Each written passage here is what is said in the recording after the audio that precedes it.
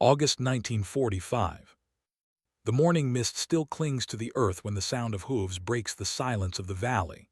A single cavalry horse, chestnut-colored and restless, paws at the dew-soaked ground. Beside it stands a young German woman, Anna Keller, 23, shawl wrapped tightly around her shoulders, eyes fixed on the animal with a mixture of awe and fear.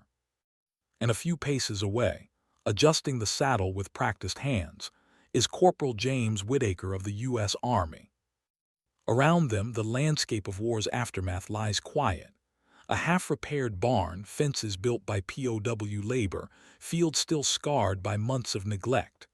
A squad of German prisoners, thin, silent, wary, pushes wheelbarrows nearby under the watchful eyes of American guards. Everyone expects the usual morning routine. Labor, commands, the dull scrape of shovels, the murmured German conversations. They expect distance, formality, suspicion. Instead, they find this: an American soldier offering a German woman his hand, a horse shifting patiently between them, and the entire work detachment slowing, then stopping, as if the world itself has forgotten to breathe. "Just trust the saddle, ma'am," Whitaker says gently, tightening the strap. "I won't let you fall." Anna exhales, the breath trembling in the cold air. "Ich habe noch nie, I have never done this before." From the sidelines, POW Friedrich Hahn mutters, almost to himself, "Das ist unmöglich, this cannot be real." The American guards lower their rifles slightly. The German prisoners stand frozen, tools suspended midair. Even the horse seems to understand the gravity of this fragile moment. Because in a place where enemies toil under the same sun, a single act, simple, disarming, unthinkable, has the power to silence an entire camp. What had they stumbled into? What unseen story led to this extraordinary calm? This is the unexpected, deeply human true story of the day. An American soldier taught a German woman to ride a horse and changed the air in a POW camp forever. Long before Anna Keller placed her trembling foot in the stirrup, the men watching her had lived through a very different kind of world, one shaped by propaganda, fear, and expectation. For years, Nazi broadcasts painted America as a land of brutality and chaos. Posters in village squares showed cartoonish American soldiers as towering criminals with animalistic faces. In training halls, officers warned German recruits that surrender to the United States meant humiliation, starvation, even torture. POW Klaus Mertens once recalled, "They told us the Americans would beat us, shoot us, or work us to death, nothing else." The young men believed it, not because they were foolish, but because they had never known another truth. But by early 1945, as the Reich began collapsing, surrender became unavoidable. Whole units laid down their arms to U.S. forces simply to escape the chaos behind them. Thousands of these soldiers, farm boys, clerks, carpenters, found themselves herded together, staring at the barrels of American rifles, waiting for the horrors they'd been promised. The capture itself was disorienting. They expected boots, fists, shouts. Instead, many heard an American sergeant say something almost gentle: "Smoke 'em if you got 'em." And that was only the beginning of their confusion. The journey westward was cramped and nerve-wracking. Packed into ships crossing the Atlantic, the POWs whispered fears into the dark. Friedrich Hahn later wrote, "We slept sitting up. Every groan of the hull felt like a warning. Soon we would face the Americans." The sea air mixed with the smell of unwashed clothes and metal. Men clutched their dog tags as if they were talismans. One night, during a bout of rough waves, a young POW asked the question everyone feared to say aloud: "Will they kill us when we arrive?"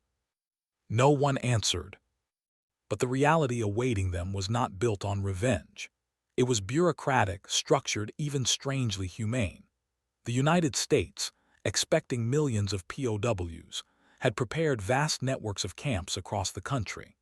When Germany surrendered, many German prisoners already working in American agriculture were moved to smaller rural detachments designed to support local farms, rebuild infrastructure, and aid harvests. This is how men like Mertens, Hahn, and Otto Wöhrer found themselves living in makeshift barracks in the Bavarian countryside, now under American oversight, repairing fences, clearing fields, and tending livestock. Even here, far from the front, expectation and reality collided every day. Little did they know that one morning, one quiet, impossible morning, a horse, a woman, and an American corporal would unravel everything they thought they understood. The first time the German prisoners saw the American work detachment outside the Bavarian village, they did not believe it was real. Not fully. Not after everything they had been told. They arrived in the back of a rattling U.S. Army truck, canvas flaps snapping in the wind, the smell of diesel thick in their noses. The sun hung low, casting warm gold across the fields. It was the kind of morning that should have been peaceful, but inside the truck the men sat rigid and silent, hands clenched on their knees.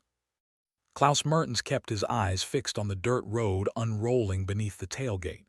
He whispered to the man beside him, "Worst du, glaubst du, sie werden uns schlagen. Do you think they will beat us?" The older prisoner, Otto Wöhrer, shook his head. "I don't know what to think anymore." What greeted them was not the iron gates or barking dogs they imagined. Instead, a handful of wooden barracks, a small stable, neat fences running along a pasture, and an American flag moving lazily in the breeze. The sounds were startling in their softness. Birds, a distant tractor, the low whicker of horses. The sergeant in charge, Staff Sergeant Tom Reeves, jumped from the truck first. His boots hit the gravel with a thunk. "All right, gentlemen," he said, his voice almost casual. "Welcome to Detachment 12G. Let's keep this simple. You work, you eat.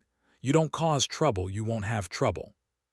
Several POWs exchanged quick, wary glances. "Gentlemen." No one had expected that. Reeves waved them forward. "Off the truck, let's go." They climbed down slowly, as though expecting the ground to shift beneath them. A warm breeze brushed across their faces.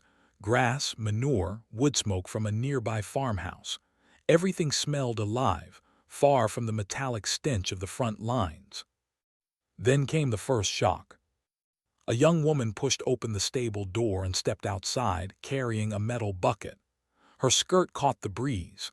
Her hair, blonde, braided loosely, shimmered in the morning sun. She didn't seem afraid, not even hesitant. This was Anna Keller, the farmer's daughter who worked nearby and occasionally brought supplies to the detachment. She stopped when she noticed the line of Germans. A brief flicker of surprise crossed her face, but it wasn't fear. It was something quieter, curiosity, maybe even sympathy. One of the younger prisoners, Lucas Brenner, whispered, "Sind wir frei hier?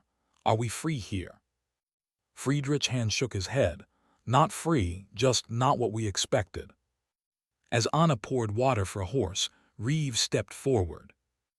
"Don't stare," he muttered to the Germans without anger. "She's not part of your world." But that wasn't entirely true.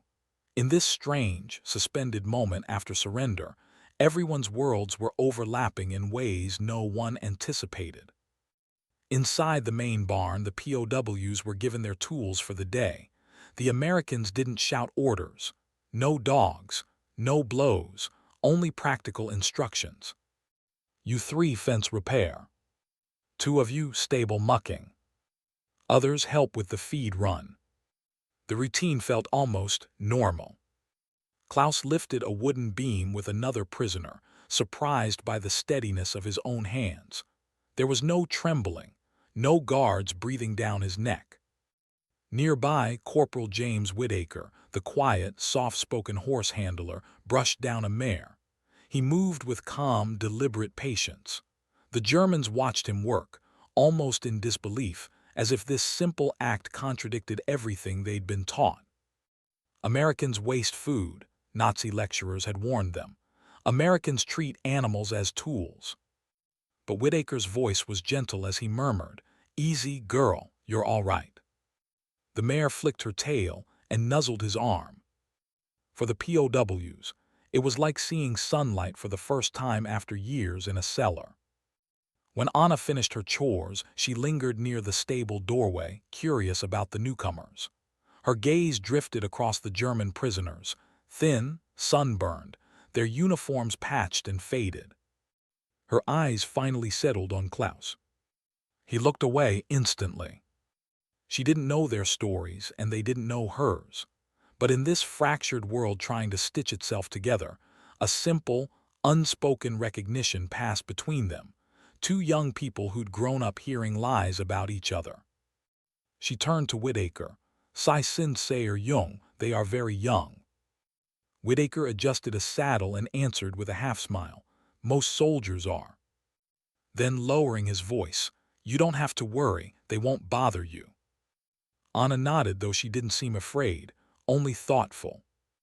And it was in this moment, this ordinary, almost quiet passing of glances, that the seeds of the later moment, the unforgettable horse lesson, took root. Around mid-morning, the POWs were offered water and a brief rest. An American corporal handed out tin cups, saying, "Hydrate, it's warm today." Klaus stared at the cup in confusion. "Für uns, for us." The corporal shrugged, "For whoever's thirsty." It was too much for Otto Verrer. His voice cracked as he said softly, "Ich verstehe es nicht. I do not understand this." Friedrich answered, "Neither do I." They had been told Americans were merciless. They had been told Americans were monsters. They had been told Americans viewed all Germans as less than human. But here a guard offering water. A soldier treating a horse with tenderness. A local woman unafraid, almost welcoming. Every sound, the creak of leather, the swish of horsetails, Anna's soft footsteps, became part of this new and unfamiliar reality. And yet beneath the quiet something was building, a turning point neither side could see yet, a moment so simple, so human, that it would stop the entire camp in its tracks. But that moment was still days away. For now the Germans stood in the sunlight, caught between two worlds, the one they had been taught to fear, and the one unfolding gently right before their eyes. The days that followed settled into a rhythm, strange at first, then slowly familiar. For the German POWs, this rural detachment in Bavaria became something they had never expected.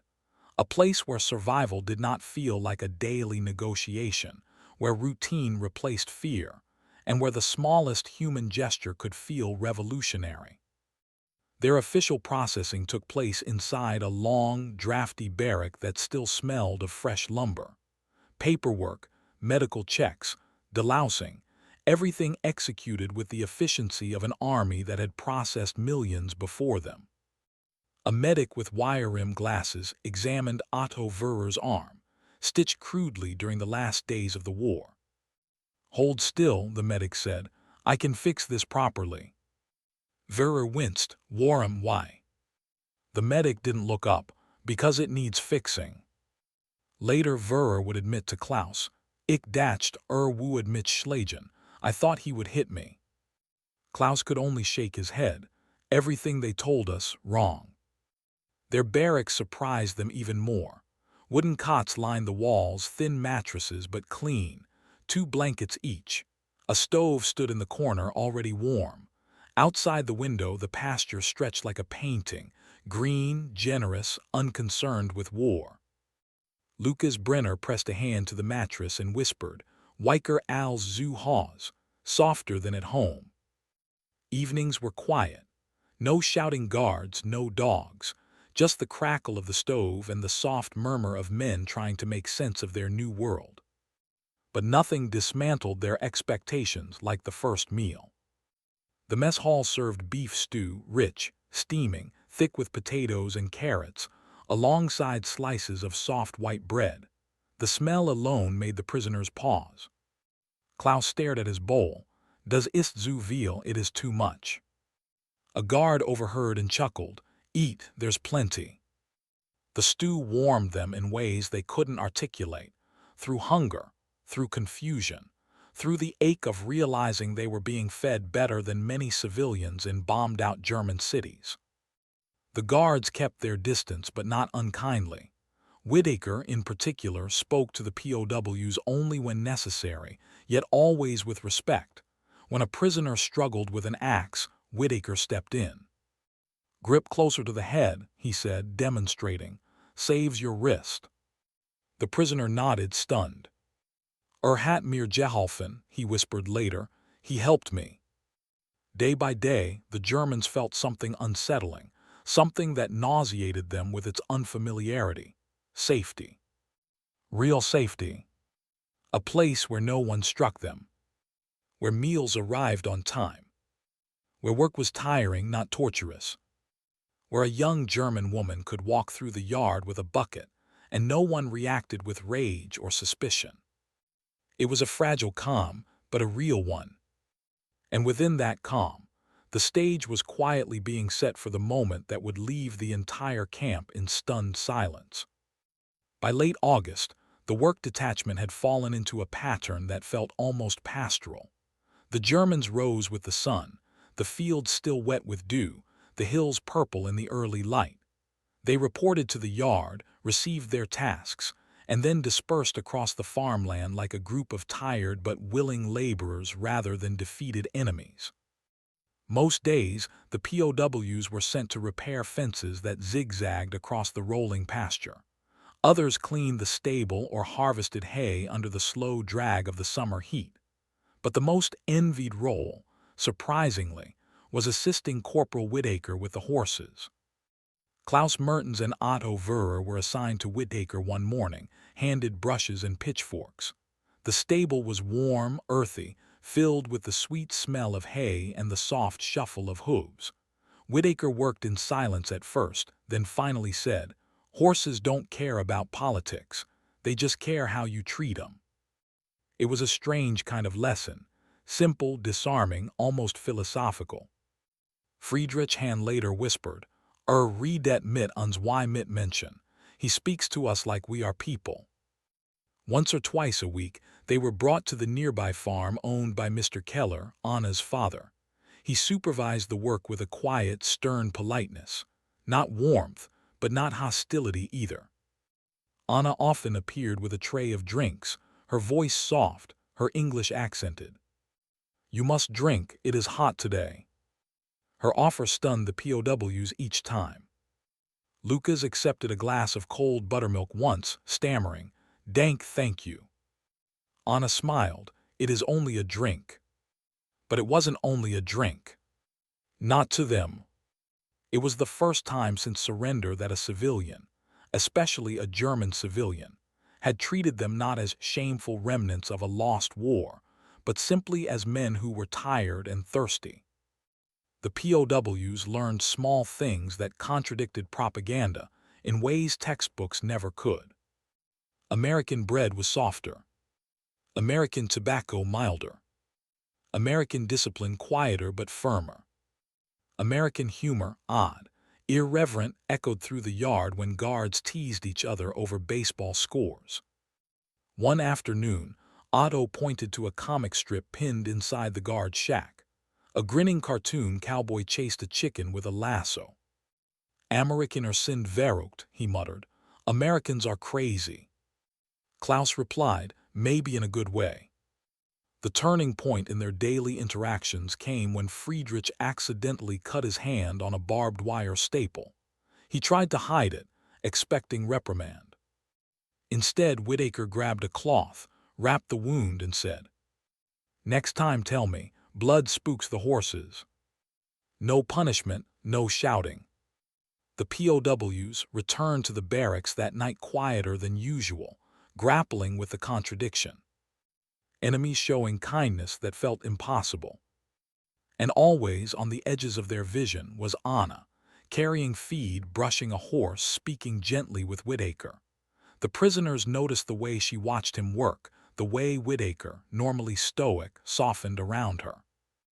None of them could have predicted that this tentative connection would culminate in the moment that would stop the camp cold. A morning when Whitaker, standing beside a nervous chestnut mare, would turn to Anna and say with surprising boldness, "Want to learn to ride?" A question innocent in any other time, dangerous in 1945, and absolutely unthinkable in a POW camp. Everything that followed would linger in the prisoners' memories for the rest of their lives. The morning it happened was startlingly quiet. Mist clung to the pasture like a thin veil, and the stable breathed with warmth from the bodies of horses shifting in their stalls. The POWs filed into the yard carrying tools, still rubbing sleep from their eyes. Then they froze. Corporal Whitaker stood beside the chestnut mare, his calm, dependable Ruby, holding the reins lightly in one hand. Beside him, dressed in a faded blue blouse and sturdy work boots, stood Anna Keller. And Whitaker had just said the unthinkable. "Want to learn to ride?" For a heartbeat, no one moved. Even the horses seemed to pause. Anna blinked in surprise. "Me, I have never." "Then today's a good day to start," Whitaker replied, voice soft but sure. The Germans exchanged quick glances. Is this allowed? Is this real? Can Americans simply teach a German woman to ride in front of prisoners? It felt like watching a rule break in slow motion. Whitaker approached the mare gently, showing Anna where to place her hands, how to hold the reins. His voice carried across the yard, calm, patient. "Don't pull, just guide. She'll follow your balance." The POWs stood absolutely still. A few leaned subtly over fence posts. Otto Verrer murmured he would trust her on that horse. "Why?" Klaus answered quietly, "Maybe because he trusts us too." Anna hesitated before placing her foot in the stirrup. Whitaker steadied her ankle with one hand, the saddle with the other. "All right," he said, "you've got this." She swung her leg over, clumsy, uncertain, and settled into the saddle with a gasp. The entire camp exhaled. No one spoke. No one laughed. Even the guards, normally loud and teasing, watched in stunned fascination. It wasn't the riding lesson itself, it was what it represented. A German woman learning something joyful from an American soldier in front of German POWs. In the same valley where their worlds had once been ruled by fear, lies, and hatred. It was as if the war cracked open for a moment, letting something deeply human spill through. Whitaker walked beside the mare, as Anna tightened her grip on the reins. "That's it," he said softly. "Breathe. She feels your nerves." Anna looked down at him. "I'm afraid I will fall." "If you do," he replied with a small smile, "I'll catch you." The POWs felt that sentence like a physical weight, a kindness so unimaginable it bordered on painful. As Anna took her first hesitant steps on horseback, Friedrich whispered, "Alls was were glaubten war Luch. Everything we believed was a lie." Klaus felt something shift inside him. Not defeat, not shame, but a dawning recognition that the world was larger, kinder, and stranger than the boundaries carved by propaganda. And yet, not everything was simple. The POWs had also seen things that puzzled them. A black American truck driver barred from using the officer's canteen. A Mexican-American guard joked about his accent, but winced when others pushed the joke too far. A local German man scolded Anna for fraternizing with the enemy. The world was contradictory, beautiful, unfair, alive in ways the Reich had never allowed them to see. But on that morning, as Anna trotted shakily in a growing circle and Whitaker jogged beside her, laughing with genuine warmth, something inside the watching prisoners broke open. Not loyalty, not identity, but a wall they'd been told could never fall. That morning became a story they would carry home after the war. A moment that said more about humanity than any speech, any orders, any flags. the day a U.S. soldier taught a German woman to ride a horse. And the camp went silent. The valley wind shifts, subtle, cool, carrying the scent of pine from the far ridge. Corporal Whitaker doesn't notice. Anna doesn't either, but the men around them do. It is the kind of wind that makes soldiers look up, instinctively checking the horizon, scanning for danger that isn't there. Because danger is not the threat here. Change is. Anna's foot slips. It's tiny, barely noticeable, but enough to make the horse flinch, enough to make the prisoners gasp, enough to make two guards reach for their rifles out of pure reflex. Whitaker is faster. He steadies the reins, steps to her side and says softly, "You're all right, don't worry, I've got you." The words fall into the morning like stones into calm water, sending ripples everywhere. Guard Sergeant Ellis, a decorated veteran who fought through Anzio and lost half his platoon in Italy, narrows his eyes. He has seen men break, men crack, men surrender their humanity, but never this. POW Friedrich, who once believed every American was a brute with a rifle, now watches as one of them kneels to adjust a German woman's foot in the stirrup with the care of a teacher guiding a child. And Anna, caught between fear and trust, places her hands on the saddle horn, breath short, heart loud enough for her to feel in her fingertips. Nothing about this moment is normal. Nothing aligns with the rules of a war that ended only months ago, but still lives inside everyone's bones. One of the German POWs whispers, almost reverently, hilft ihr wirklich." He is helping her truly. Another protests under his breath, "Amerikaner sind nicht so. Americans aren't like this." Vielleicht doch. Maybe they are. Whitaker steps back, gestures toward the open field. "Try again. The horse will follow your lead. Just breathe." Anna nods slowly. And then, before guards or prisoners can make sense of it, she lifts her leg, settles into the saddle again. And the horse accepts her weight. The entire camp falls silent. Even the war for a heartbeat seems to stop watching. For a moment, Anna doesn't move.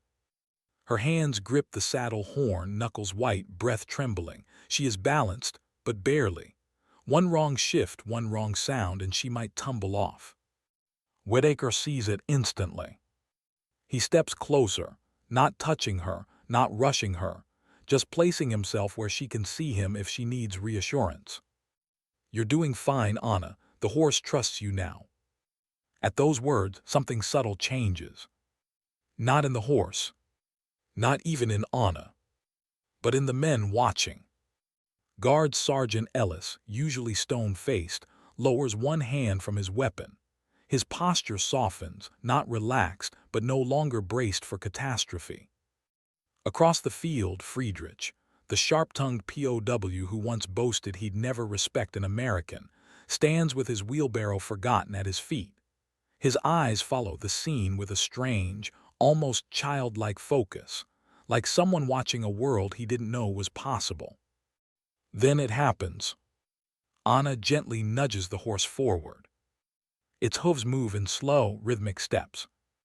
Not fast. Not confident. But moving. And in that quiet motion, the camp changes. The guards don't shout. The POWs don't complain. Everyone just watches. Two German prisoners, the same men who once fought at the Whitaker forest, exchange uncertain glances. "Sie vertraut ihm." She trusts him, one murmurs.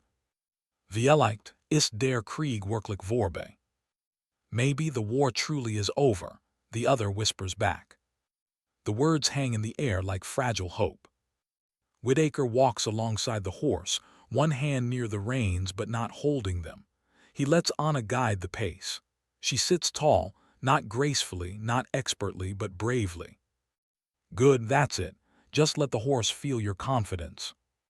Anna exhaled, a shaky, relieved sound. I didn't think I could do this."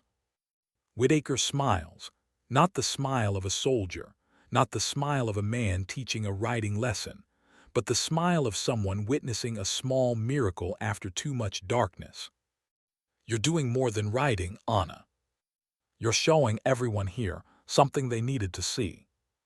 Behind them, for the first time since the war ended, Americans and Germans stand side by side, without hatred tightening their shoulders,